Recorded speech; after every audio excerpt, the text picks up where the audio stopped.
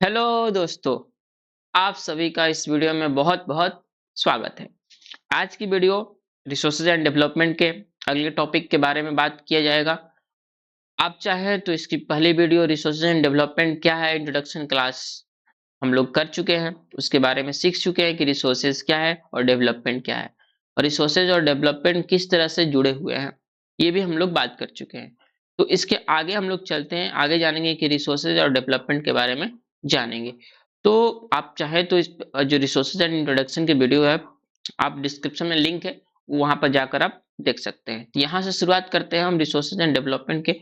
अगला चीज है कि resources everything available in our environment which can be used to satisfy our needs। हमारे इन्वायरमेंट में हर जो कुछ है हमारे ह्यूमन नीड्स को सेटिस्फाइड करता है और प्रोवाइड करता है। क्या प्रोवाइड करता है? टेक्नोलॉजिकल वो रिसोर्सेज प्रोवाइड करता है कि टेक्नोलॉजिकल एक्सेसिबल होना चाहिए, इकोनॉमिकली फिजिबल होना चाहिए और कल्चरली एक्सेप्टेबल होना चाहिए। तो इस वीडियो में लोग जानेंगे कि ये कल्चरली कैसे एक्सेप्टेबल है और इकोनॉमिकली कैसे फिजिबल है और टेक्नोलॉजी कैसे एक्सेसिबल है। तो हम शुरुआत करते हैं कि टेक्नोलॉजिकली कैसे एक्सेसिबल है। तो दोस्तों, रिसोर्सेज जो है तभी यूजफुल कंसीडर किया जाता है, तभी माना जाता है जब तक उस रिसोर्सेज का यूज इफेक्टिव तरीका से ना हो।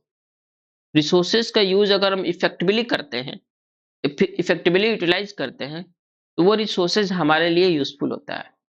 आप सपोज कीजिए कि आपके पास सन की लाइट है, लेकिन सन की लाइट को एनर्जी में कन्वर्ट करने के लिए आपके पास कोई टेक्नोलॉजी नहीं है। तो फिर उस सनलाइट की क्या फायदा, उस सनलाइट का होने का क्या फायदा? अगर हमारे पास सनलाइट के यूटिलाइज करने के लिए, सनलाइट को एनर्जी में कन्वर्ट करने के लिए अगर हमारे पास सोलर पैनल्स होता है, तो हम क्या कर सकते हैं? सनलाइट को हम बेहतर ढंग से यूज कर सकते हैं। तो टेक्नोलॉजी चाहिए हमें किसके लिए? ताकि हम रिसोर्सेज को बेहतर तरीका से हम कर सकें। तो इस प्रकार से सनलाइट का यूज कर कर हम क्या, सोलर पैनल्स का यूज कर कर हम सनलाइट के एनर्जी को क्या कर सकते हैं? हम यूज कर सकते हैं। अगर रिसोर्सेज तो है हमारे पास लेकिन ऐसा टेक्नोलॉजी नहीं है, तो फिर वो रिसोर्सेज हमारे लिए यूजफुल नहीं कंसीडर किया जाएगा। वो रिसोर्सेज जो होगा हमारे लिए क्या होगा? यूजफुल नहीं होगा। तो टेक्नोलॉजिकली एक्सेसिबल होना चाहिए।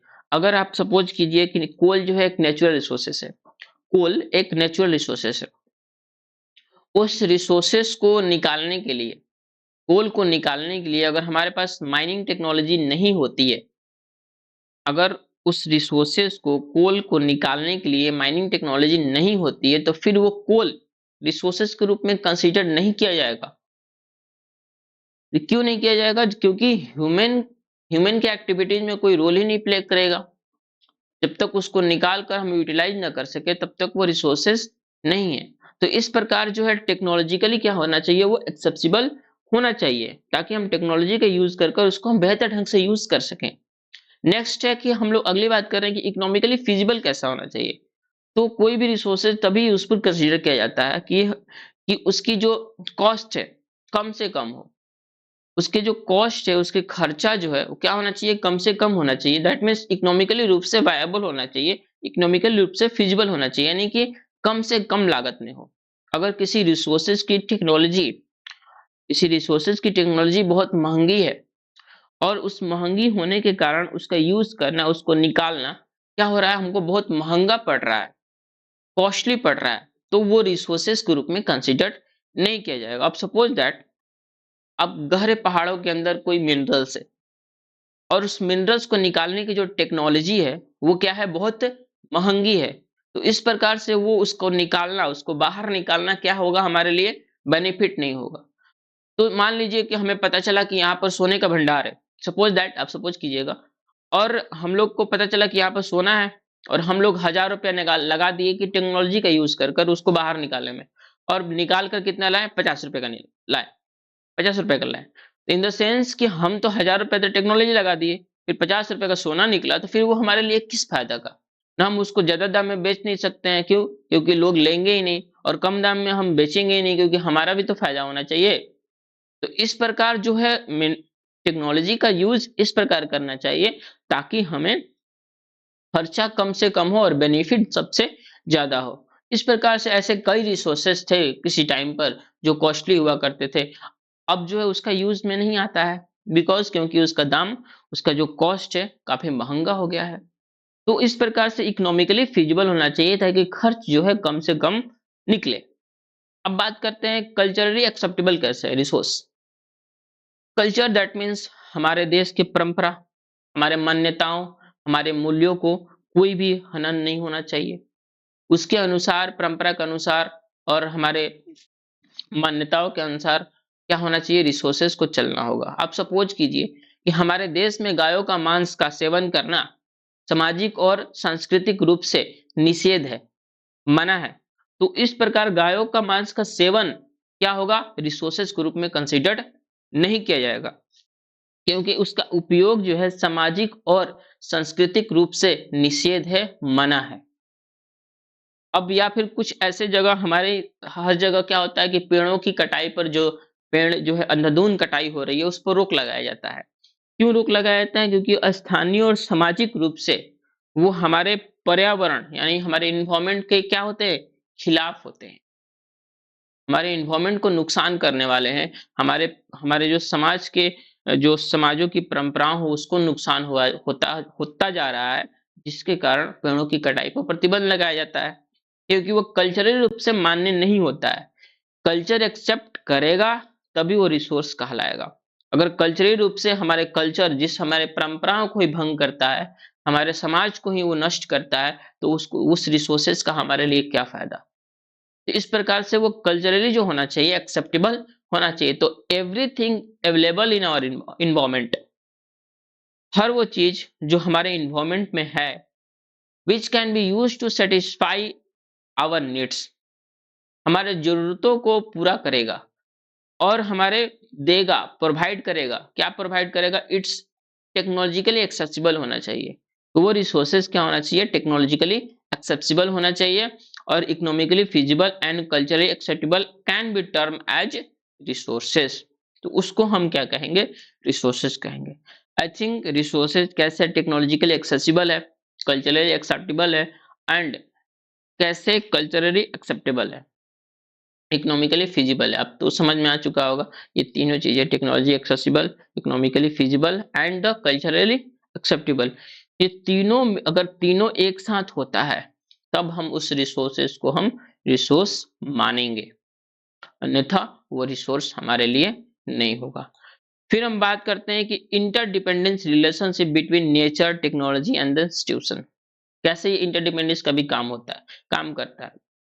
Human being, physical environment, technology और इंस्टीट्यूशन तीनों लगती है तब जाकर ह्यूमन बीइंग जो है, आदमी जो है उस रिसोर्सेज का यूटिलाइज कर सकता है। अगर तीनों मिलकर क्या करता है, अगर तीनों चीजों को मिलाकर ह्यूमन जो है उस रिसोर्सेज का यूज करता है। अब बात करते हैं कि नेचर नेचर तरीका से जो है वो किस तरह से ये इंटरडिपेंडेंस का काम करता है। कि नेचर जो है, नेचर जो जितने भी नेचुरल रिसोर्सेज है नेचर से ही आते हैं। तो नेचर की जो भी चीजें हैं, रिसोर्सेज है, तो उसको डेवलपमेंट के लिए, टेक्नोलॉजी डेवलपमेंट के लिए या फिर इंस्टीट्यूशन को फंक्शन कराने के लिए, संचालन के लिए बहुत जरूरी होता है। जैसे में नेचुरल रिसोर्सेज से कि क्या हो जाएगा, fossil fuel, water, minerals and wind, solar power, ये सब क्या है, नेचुरल रिसोर्सेज है। अब बायोडाइवर्सिटी की बात करें तो फॉरेस्ट क्या हो जाएगा, बायोडाइवर्सिटी, बायोलॉजिकल सिस्टम में आएगा। तो ये सब जो जितनी ह्यूमन एक्टिविटीज के लिए ये क्या होता है, फाउंडेशन का काम करता है। ये जितनी भी चीजें हैं ह्यूमन एक्टिविटीज के लिए फाउंडेशन का काम करता है, फाउंडेशन प्रोवाइड करता है।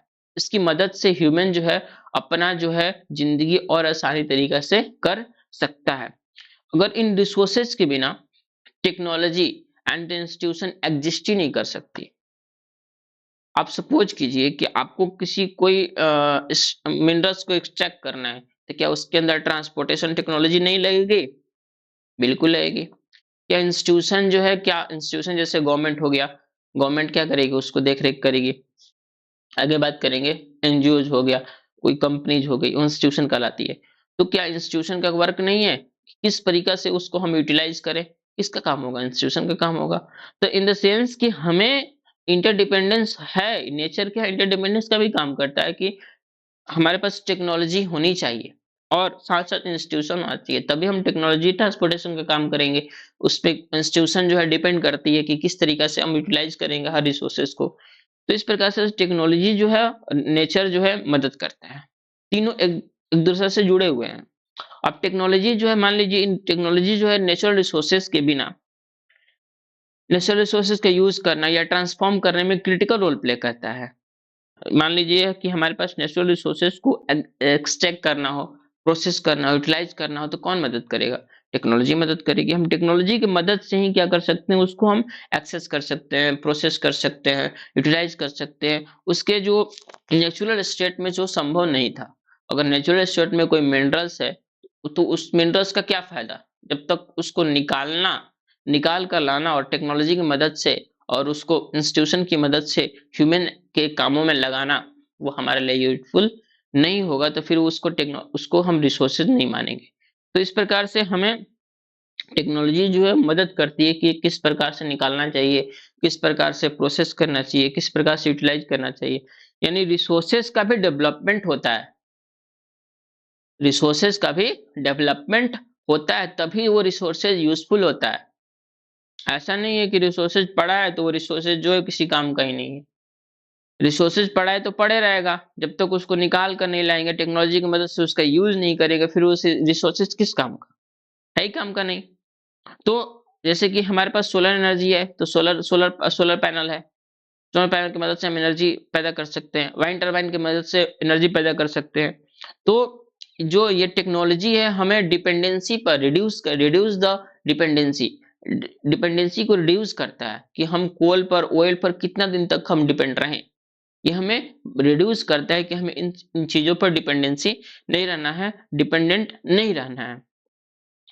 अब बात करते हैं इंस्टीट्यूशन। इंस्टीट्यूशन किस प्रकार से मदद करेगा? इंस्टीट्यूशन जैसे कि हो गया गवर्नमेंट हो गई, एनजीओ हो गया या अदर जो ऑर्गेनाइज्ड सिस्टम होते हैं, तो वो क्या करते हैं?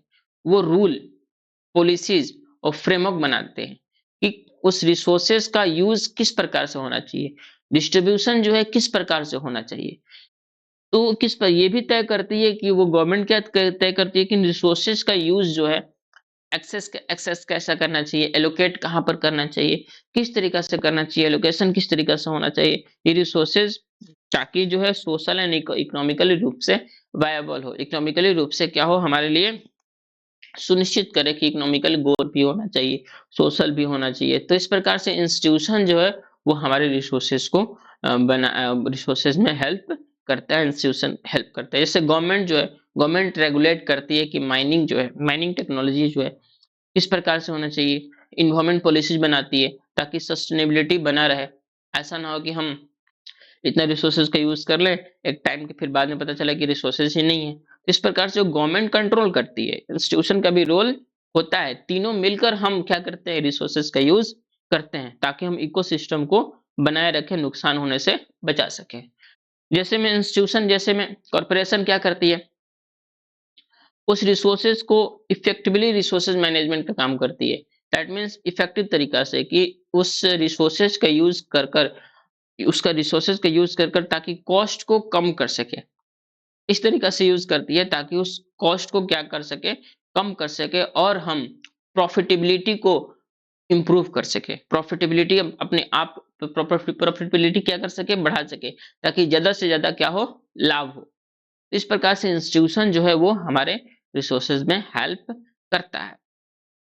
आई थिंक आपको समझ में आ गया कि कैसे ये नेचर, टेक्नोलॉजी एंड इंस्टीट्यूशन जो है हेल्प करता है।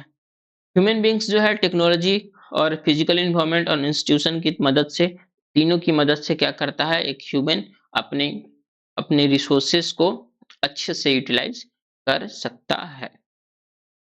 तो अगले हम वीडियो में बात करेंगे, आज इतना ही रहने देते हैं। फिर हम लोग वीडियो में बात करेंगे classification of resources, type of resources.